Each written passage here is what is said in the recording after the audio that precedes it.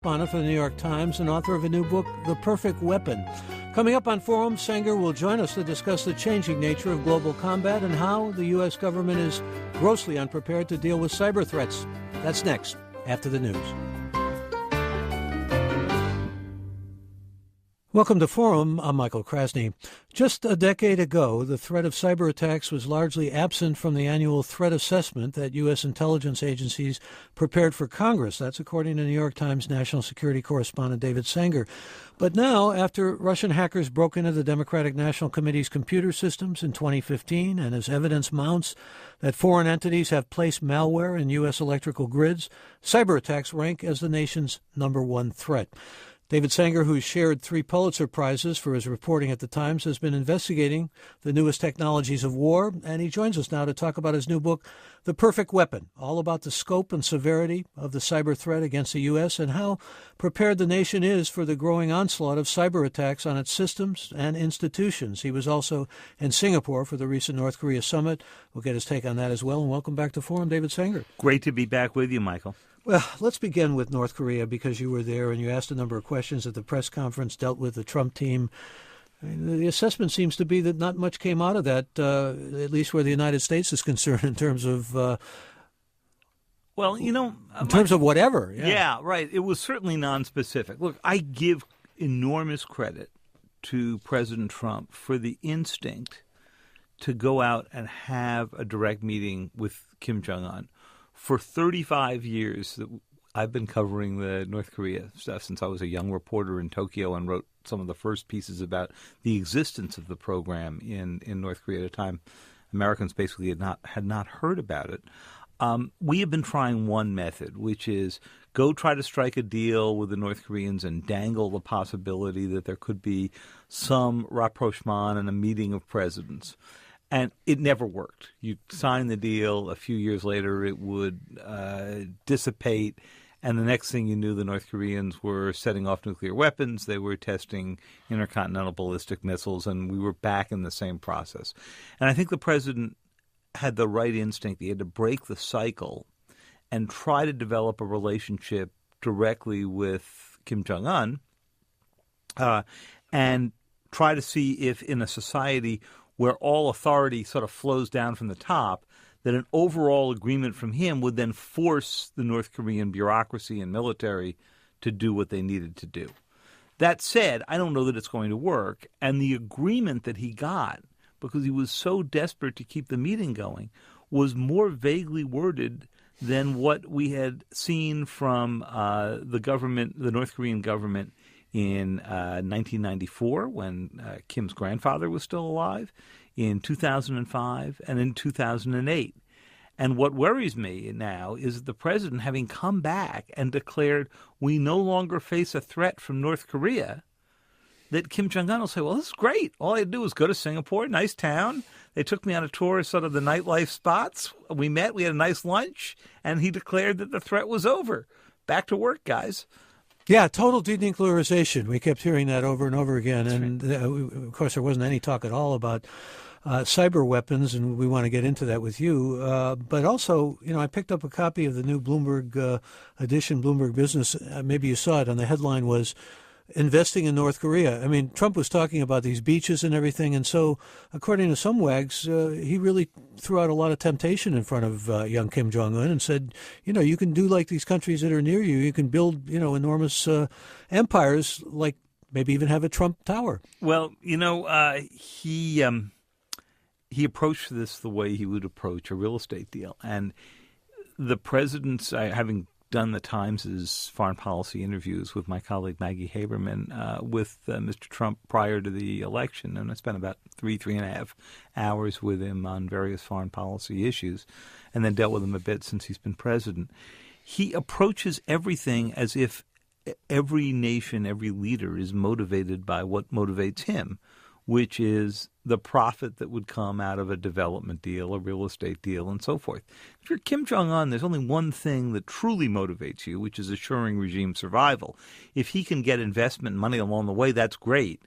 But I'm not persuaded that he's going to give up his nuclear weapons in order to do that.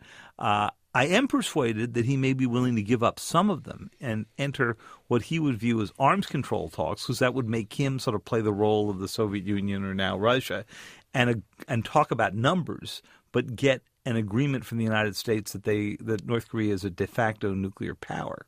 But we had just talked about this after the G7 and after the insulting of Justin Trudeau, and then he goes off to Singapore and says he loves about Kim Jong-un. He loves his people. And these are people that have been kept in starvation, have been sent to gulags, killing members of his own family and everything. I mean, you wonder, what is he thinking about Trump? There is something in President Trump that, as many have observed, treasures strong leaders and thus even dictators over almost anything else. Because President Trump doesn't like the process of governing and bringing along democratic governance. So if he's dealing with a dictator, he can strike his deal one-on-one the way he could when he was back in the real estate business. Now, as for developing the beaches in North Korea, I just offer one caution. I was in North Korea for a 10 or 12-day trip quarter century ago. They took us on a train from Pyongyang, the capital, all the way up to that tiny sliver where China, Russia, and North Korea all meet. And along the way, we stopped off at one of those beautiful beaches, and they actually had a full picnic for us. And it was nice. The beaches are nice. But I do have to warn the president before they do the development deal that we were told not to wander outside of a sort of cordoned off area where we were having the lunch, because the rest of the beach had been mined in case of an American or South Korean invasion. So they may want to bring in a few demining devices before they start building the hotels. Well, Defense Secretary Mattis, just said this week he's not aware of any indications that North Korea is taking concrete steps to dismantle any more of its infrastructure for the launching of ballistic missiles or any additional steps to fully denuclearize since the summit. That's right. Now, we're only 8 days out. It was a week ago Tuesday that the president met Kim Jong-un. We had expected that there would be a fairly rapid follow-up meeting between Americans and the North Koreans. That hasn't happened. Instead, Kim went to China. And what worries me about this is that the Chinese interest here is just making sure the status quo holds. And so they don't want all those refugees. They don't want all those refugees, but also they don't want all those Americans investing in throughout North Korea, or taking over North Korea if North Korea collapses, right? So they just wanted to get rid of the threat that President Trump would bomb North Korea, get into a conflict with them. And, at this point, the interesting question is, if the North Koreans don't deliver, does President Trump call them out on it now, or is he so invested in the success of what he did in Singapore that basically he will not be critical of them? Want to know my private theory? I think he wants a Nobel Prize. He's been pretty clear about that. Yeah. We're talking to David Sanger, and David Sanger is national security correspondent for the New York Times, author of The Perfect Weapon, War, Sabotage, and Fear in the Cyber Age. And I want to talk about The Perfect Weapon. Before I do, we talked last hour about child separation. How do you you've been a Trump observer now for quite a while, actually worked as a correspondent, White House correspondent, dealt a lot with him personally. Again, there's a kind of crazy flip-flop there in many ways. I mean, he was playing it tough. I'm going to separate these felons from their children, and then he did one pivot, and then today the Washington Post has reported that he's done another pivot. And he said, essentially, we're going to do away with, we're going to move toward immigration reform again. So this is completely typical Donald Trump, which is take a position, escalate, make it appear that you will never back down, not unlike the fire and fury line about North Korea from just last summer, right? And then when it looks like either you have succeeded, which he believes in the North Korean case he did, into scaring them into a summit, or you believe that the forces arrayed against you are overwhelming, do a 180-degree pivot and just deny that you're pivoting. And basically, that's where he is right now. I've actually, in the time that he has been president, not seen him back down as fully as he did yesterday on the issue of separating the parents. Now, think about Ivanka and Melania, you think? So, Ivanka, Melania, all of the first ladies, including the one he is married to, When Laura Bush and Ted Cruz are on the same side of an issue and allied against you, you got to think you really have lost the spectrum of your own party. And they're both Texans as well. We're talking again with David Sanger, and we're going to talk about cyber warfare because, as I said, this is now in many people's minds, and according to a report that I cited in the introduction, number one threat. Now, many people would say, how could that be a bigger threat than the nuclear threat or than the threat, for that matter, of biological warfare or chemical warfare? But it is. Well, it is, but it's a different kind of threat. So first, to the history of this. In 2007, when the intelligence community delivered its annual threat assessment report and unclassified report to Congress, when I went back through these, what struck me in 2007, and remember we were only 4 years into the Iraq War, and in 2007 the war was going really badly, and people were quite concerned about another 9/11 and so forth. You can go through the entire threat assessment report and not see the word cyber once. For the past 4 years, it's been the number one threat, as you say, ahead of nuclear proliferation, ahead of chemical and biological. That does not mean that a nuclear strike, a chemical or a biological strike couldn't be more devastating and more deadly. But the chances of it are relatively low because the chances, particularly for nuclear, that we will know where it comes from and we know how to retaliate is extraordinarily high. In cyber, it's almost the opposite of nuclear weapons. The threat is pervasive.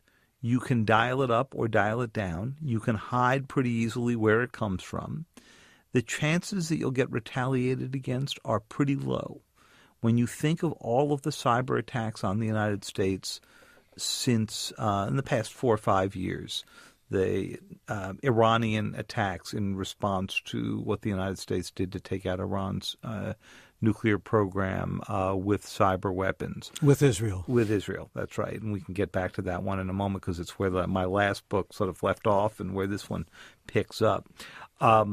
If you look at our attacks on the North Korean or the North Korean attacks on Sony and on the Federal Reserve and then our counterattacks on their missile program, if you look at what the Russians did during the election or what the Chinese have done to steal intellectual property, one thing in common is that they have paid almost no price at all.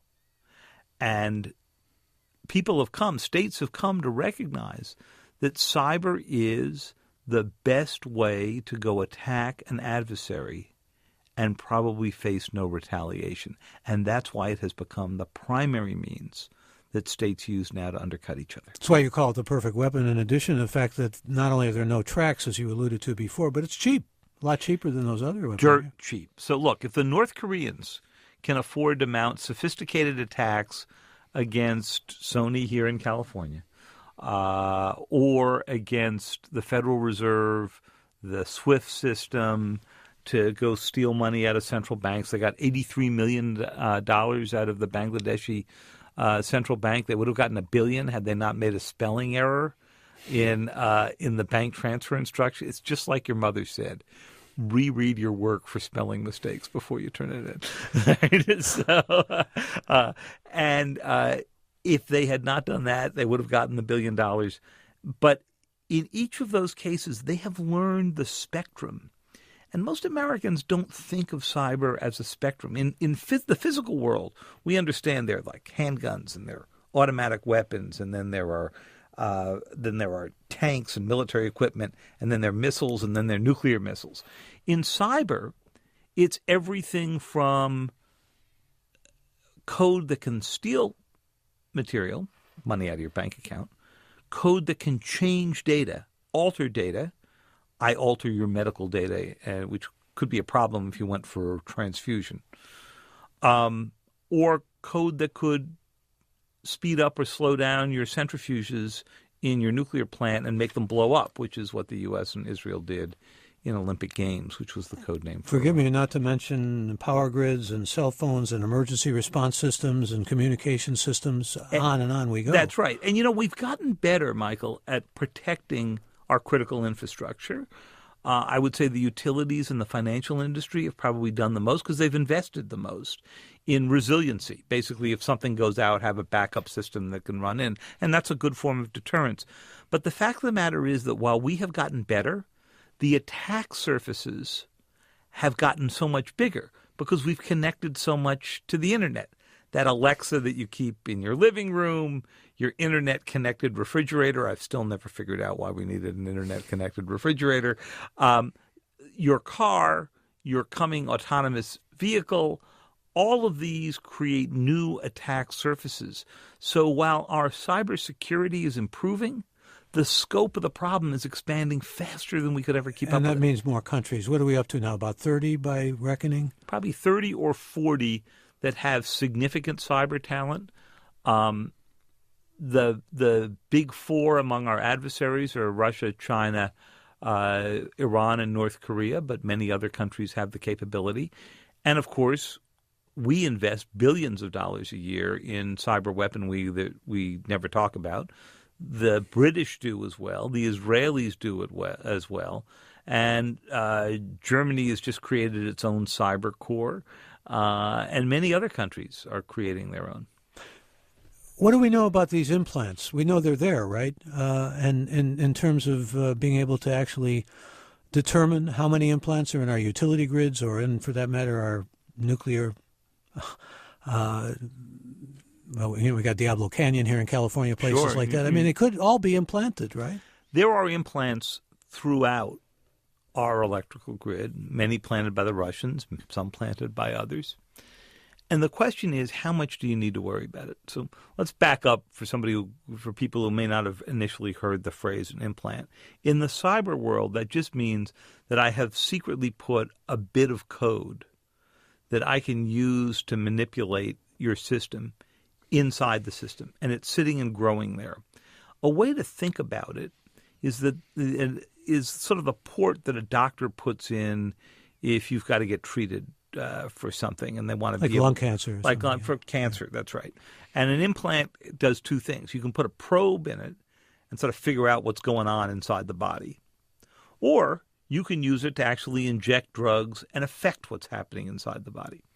So we see implants in our electrical grid, and we immediately rush to the conclusion that the Russians are getting ready to go take it down, which maybe they are. But maybe for a while they're just monitoring it and trying to figure out how the system works.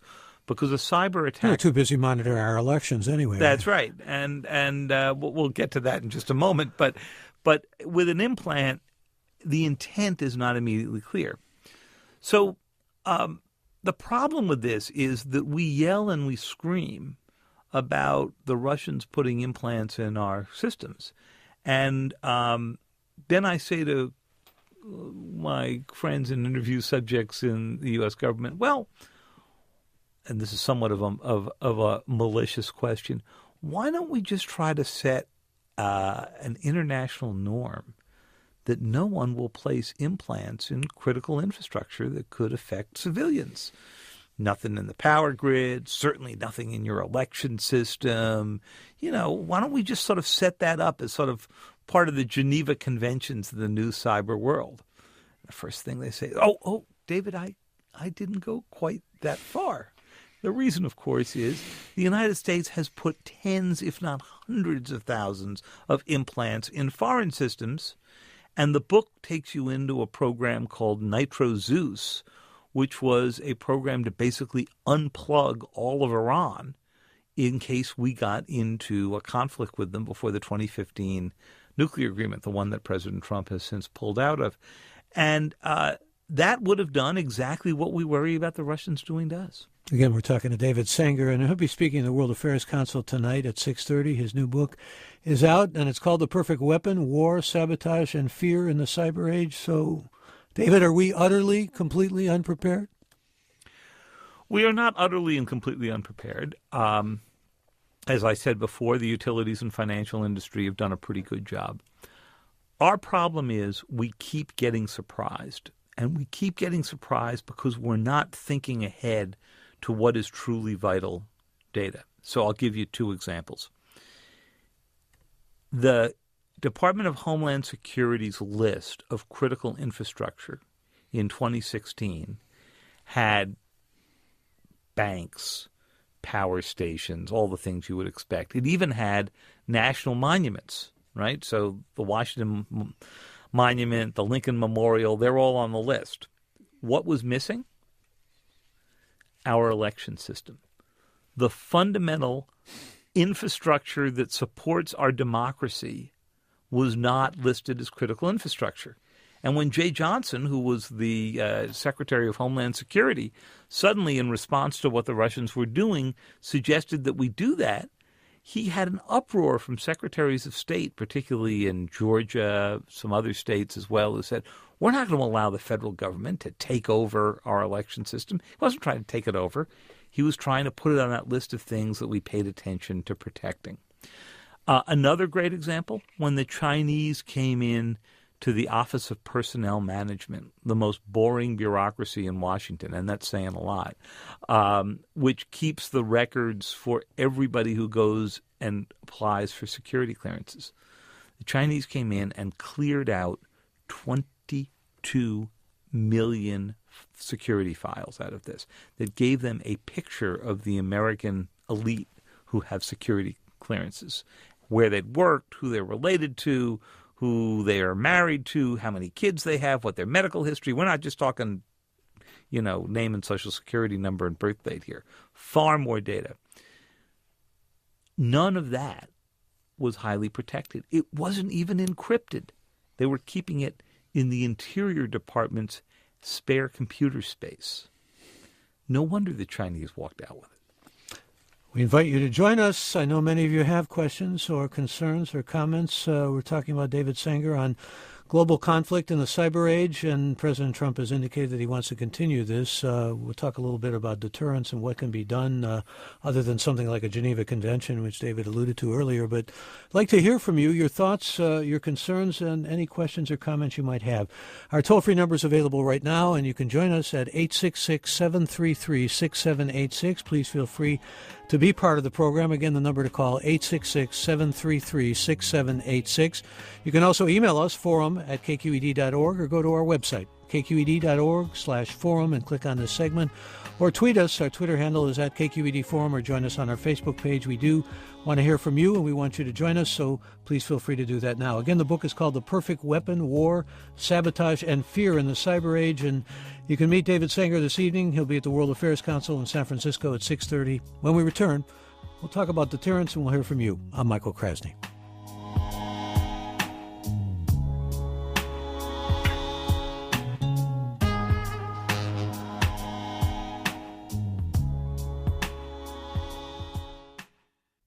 Sutter Health CPMC. CPMC has served San Francisco for more than 150 years and is proud to open its new Mission Bernal campus in August 2018.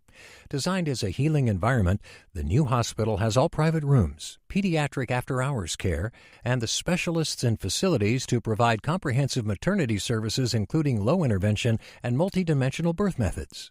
More at cpmc2020.org. Sutter Health CPMC, here for you. This is Forum. I'm Michael Krasny. We're talking this hour with David Sanger. He's national security correspondent for the New York Times, author of The Perfect Weapon: War, Sabotage, and Fear in the Cyber Age. And he'll be speaking at the World Affairs Council tonight at 6:30. And we're going to go to your calls and emails. I did promise that I would at least cover and get David Sanger's response to deterrence. But I want to add to that one other thing, and that's transparency, because often when we talk about nuclear weaponry, the United States has to be more transparent, so the argument goes, and other countries have to diminish their stockpiles and so forth. But the United States can take a leading role here. It's probably not going to take that role under the Trump administration. How transparent should we be, can we be, and what do we do about deterrence? Well, Michael, it's good that you mentioned nuclear, because that's the image people immediately turn to. They think, well, we worked out deterrence in nuclear weapons. Why don't we do the same in cyber? And forgive me, also think of MAD, mutual assured destruction. So why does it work in nuclear, or at least it's worked so far, and it doesn't work as well in cyber? And the answer to that is, first, we have a limited number of players. There are only 9 countries that we know of that actually have nuclear weapons. Secondly, you can go into a big cave in Colorado as a nuclear weapon is launched, and unless it's coming in by, a terrorist putting it on a freighter or something like that, you can see where it's coming from, decide whether you're going to try to intercept it or not, and you can then obviously retaliate. And so the country that launches it knows that, 45 minutes later, they too will be incinerated. None of that is true in cyber. You can't see where it's being launched from. Eventually, we may well determine, as we did when the WannaCry attacks last year came from North Korea and that NotPetya came from Russia, but it took months for a public attribution to happen. And because you can dial them up and down, it's very hard for a president to say, we're going to go destroy your country for doing a cyber attack on our movie studio or hitting some of our banks. It's just not proportionate. So the old methods of deterrence do not work. Let's add to that. Is there, however, some deterrence when it comes to what's often cited as a cyber war, Pearl Harbor? I mean, Yes. where things are kind of all out and an attack happens, because that would indeed That's right. foster retaliation immediately. And so If you took out all of the lights from San Francisco to L.A., it's a good chance you're going to end up seeing a military response. And countries seem to know that. And in fact, embedded in the new nuclear posture review that Secretary Mattis published back in January, and this is actually the opening of the book, he said, in the case of a massive non-nuclear attack on the infrastructure of the United States, we reserve the right to use nuclear weapons in response. Now, that also may not be credible. I'm not sure we would ever make first use of a nuclear weapon in response to a non-nuclear attack, no matter how big. But that was an effort to create some deterrence here. The other way to do deterrence is deterrence by denial, to convince a country that our resilience is so good that they shouldn't even bother because it's not going to work. But our resilience isn't that good. So that's part of the difficulty. But you asked about transparency. And I would argue, as somebody who spent a lot of his life covering both nuclear and cyber, we're a lot more transparent in the nuclear arena. We publish exactly how many nuclear weapons we have. People know pretty much where they are. We publish how many are deployed and how many are in storage. We've reached nuclear agreements with Russia that limit these numbers, right? We have mutual inspectors who come back and forth. We look to make sure that the Russians are keeping within the numbers and vice versa. We had a nuclear inspection regime. It's fortunately still running with Iran even after the president's decision. In cyber, because the weapon itself was created by the intelligence community, which is pretty rare, everything about it has been kept secret. So secret, I would argue, what kind of weapons we have, what our capabilities are, when we might use them and when we might not, that we're actually stepping on our own deterrence. When I revealed the decision-making by Presidents Obama and Bush to attack Iran using a cyber weapon, Stuxnet, right? Which was called within the government Operation Olympic Games, and that was a big subject of my last book, Confront and Conceal, 6 years ago. The government then had a brief debate. Well, do we embrace these revelations and just say, yeah, we did that, and we could do a lot more to you if you keep building your centrifuges, right? Or do we start a leak investigation and figure out who's talking about this? And, of course, they went with option number 2. They've never acknowledged that the U.S. and Israel were central to it, although the book will take you into discussions I had with the head of the Mossad, who since passed away, on this subject. And the core problem here is that we have made so much secret that we can't get into a public conversation about what we're willing to give up. That conversation that says, well, maybe we're willing to give up messing in other people's elections if we can get a norm that no one will mess in ours. Let's bring our callers aboard here, and we begin, Rob, with you. Join us. You're on the air. Yes, thank you. Very interesting topic. 2 questions. One is you mentioned how it was nice to hear that the financial systems and some of the power plants do have some countermeasures, but is the United States government spending enough on countermeasures to this worldwide? And the second question is, the thing that's always freaked me out is the idea of these self-driving cars that I feel like they're trying to shove down our throats. Is that ever going to be a platform that can be secured well enough to not be turned into some kind of a weaponized problem all over the place? Because we know that cars can be hacked. Well, two excellent questions, Rob. On the first one, I would say that one of the biggest challenges we have is that most of the cyber targets in the United States do not belong to the government of the United States. They belong to private industry. And it's up to private industry to go invest in protecting it. So for the banks and the utilities, they have such an overwhelming interest in spending billions of dollars in protection that it's understandable. But for smaller businesses or smaller utilities or savings and loans in small towns, they're not going to have that kind of resource. Most of those companies do not want the U.S. government crawling around inside their systems because they're persuaded that the U.S. government will find other things or interfere in other ways, and that it's got sort of a big brother nature to it. One of the proposals that has been kicking around U.S. Cyber Command, recently elevated to a full military command, is to go attack this problem the way counterterrorism works. And we don't wait for people to bring bombs into the country on airplanes. We go and kick down the doors in Pakistan or some other place and try to find the bomb makers. And if you go back and you look at U.S. Cyber Command's new mission statements, they talk about taking this combat overseas and wiping out the malware before it hits the United States. Well, it makes strategic sense, but it's very risky because you blow up a series of servers in, I'm making this up, China. And the Chinese say, those servers didn't have malware on it. Those coders were sitting there developing educational software for, kindergarten through third graders. And you came along and blew it up and did the first attack. Now, they may be lying about what the purpose was, but you'll never manage to prove Well, there is an analogy to the nuclear. We're going to have nuclear energy in Iran rather than use this. I've got a caller on here I think you may know, and that's Jonathan Ryder, who is a former head of cyber strategy for the Pentagon under President Obama. And Jonathan, welcome to the program. Hey, Jonathan. Thanks, Michael. David, great to hear your voice.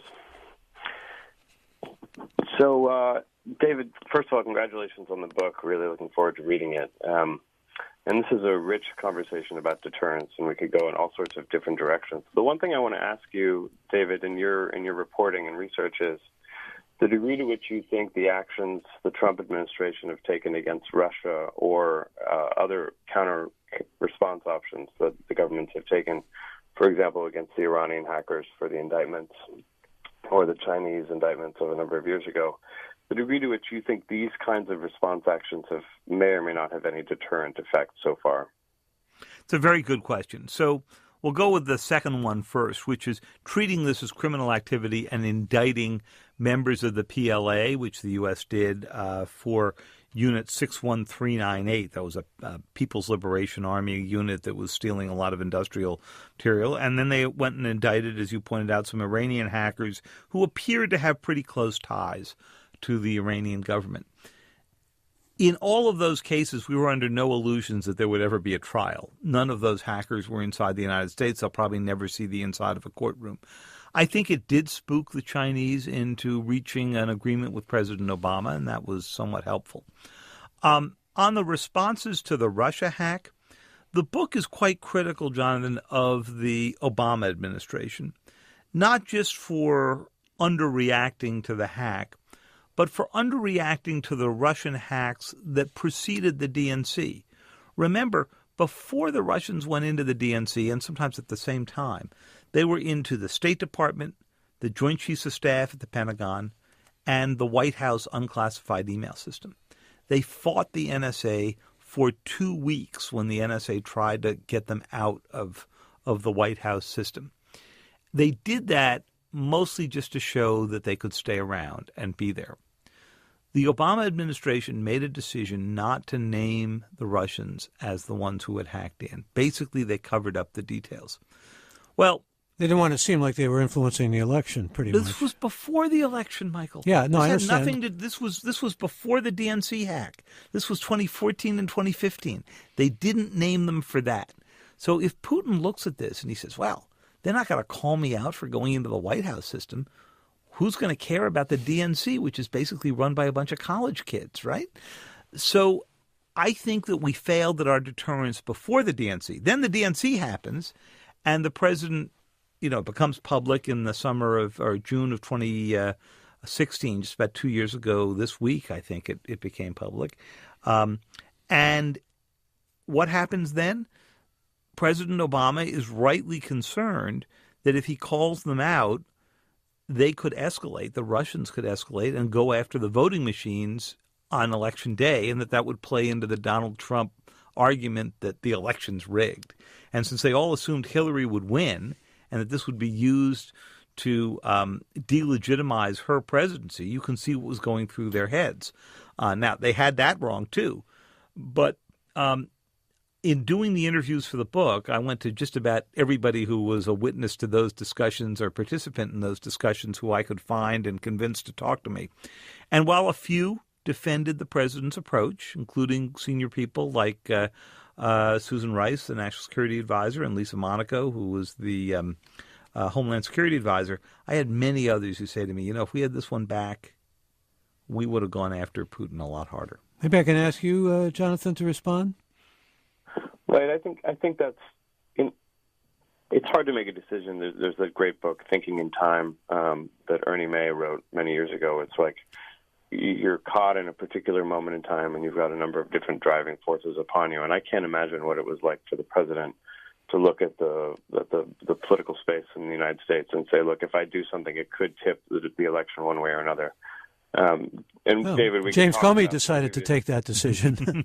Sorry. Yeah, I mean that's interesting, and we could speak at length about that. But the point that I think I'd like to raise is actually that I think the Trump administration's indictments and sanctions of Russia, not only for the election hacks, but for the increased intrusions onto the energy grid and the critical infrastructure penetrations that they've done and that the Trump administration did in the last two months, I think is really a good step in the right direction. It describes to the American people that this risk is real. We're confirming that it's happened.